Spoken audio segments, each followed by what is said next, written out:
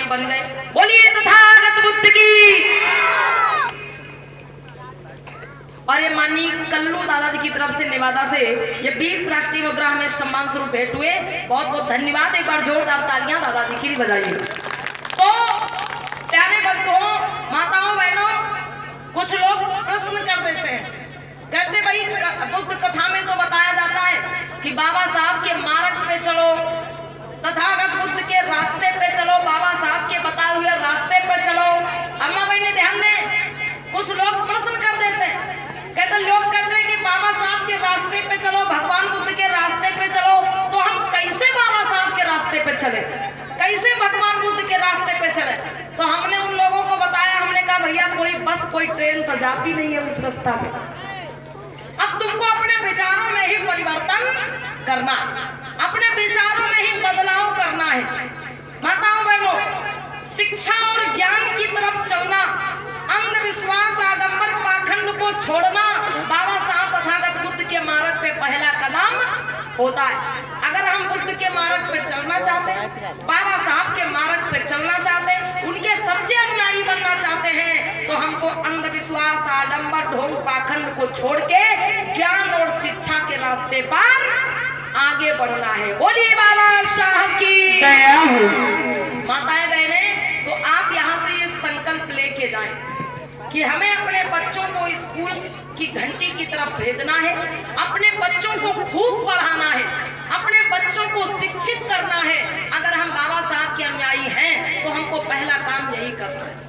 और जिस दिन से हमारा समाज इस दिशा में कदम बढ़ा देगा, पूजा पाठ व्रत उपवास की तरफ ना जाकर अपने बच्चों की शिक्षा पर, अपने बच्चों को उच्च से उच्च शिक्षा दिलाने में जिस दिन हमारा समाज लग जाएगा, उस दिन हमारे समाज की दशा और दिशा दोनों बदल जाएगी भैया।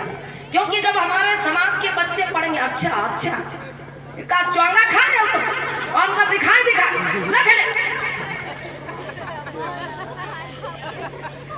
बताओ, हम इनके पढ़ाई की बात कर रहे हैं, हमका चौंगा दिखाएगा, खाओगी दादा और दादा रख ले जेब में रख ले, बड़े शौकीन है ये सब खाए के, और तुम हमका दिखाई खा रहे हो।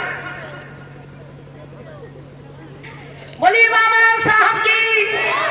कहना है अम्मा बहनों कि जिस दिन हम अपने हमारे समाज के लोग अपने बच्चों की उच्च से उच्च शिक्षा पे ध्यान देंगे, उस दिन हमारे समाज की दिशा और दशा दोनों बदल जाएगी। क्योंकि माताओं बहनों, जब आपके बच्चे ऊंची से ऊंची शिक्षा प्राप्त करेंगे, डॉक्टर बनेंगे, मास्टर बनेंगे, वकील, जज, इंजीनियर बनेंगे, अच्छे ऊंचे पद पे पहुंच जाएंगे, माताओं बहनों, तो आपको किसी दूसरे के आगे हाथ फैलाने की जरूरत नहीं पड़ेगी।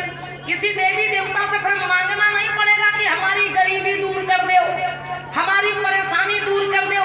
जब आपके लड़के बच्चे पढ़ लिख करके अच्छे ऊंचे पद पे पहुंच जाएंगे, तो आपकी गरीबी, आपकी समस्याएं खुद ही मिट जाएंगी अम्मा बहनों। फिर किसी देवी देवता से मांगने की जरूरत नहीं पड़ेगी। तो ये चीजें समझना है भाइयों, हमें बदलाव की ओर जाना है, हमें परिवर्तन की ओर जाना है। और ये सच्चाई है, हकीकत है कि हम सिर्फ कथा सुन के अपने आप में परिवर्तन नहीं कर सकते। हमें अगर परिवर्तन करना है तो विचारों को हमें अपने अंदर जीवन में भी डालना होगा। क्योंकि बुद्ध का जो धम्म है, बाबा साहब की जो विचारधारा है, वो धारण करने का विषय है, सिर्फ सुनने का विषय नहीं। सिर्फ सुन लिया और यहाँ से निकले बाहर भूल गए तो फिर कोई कल्याण नहीं होने वाला। हमें समझ के अपनी जिंदगी में, अपने जीवन में विचारों को उतारना। क्योंकि हम तथागत बुद्ध, ज्योतिबा फूले, बाबा साहब अम्बेडकर, संत गाडगे, संत गुरु रविदास, संत कबीर जैसे महापुरुषों को जीवित तभी तक रख सकते हैं भैया, जब तक उनके विचार हमारे आपके दिलो दिमाग में जिंदा है। यह हकीकत है। हमारे महापुरुषों के विचार जब तक हमारे जीवन में जिंदा है, तब तक समझो हमारे ये महापुरुष भी जिंदा है। एक सच्ची घटना आपको बताते हैं। बाबा साहब अम्बेडकर जिस समय अमेरिका में पढ़ाई कर रहे थे, तो वहां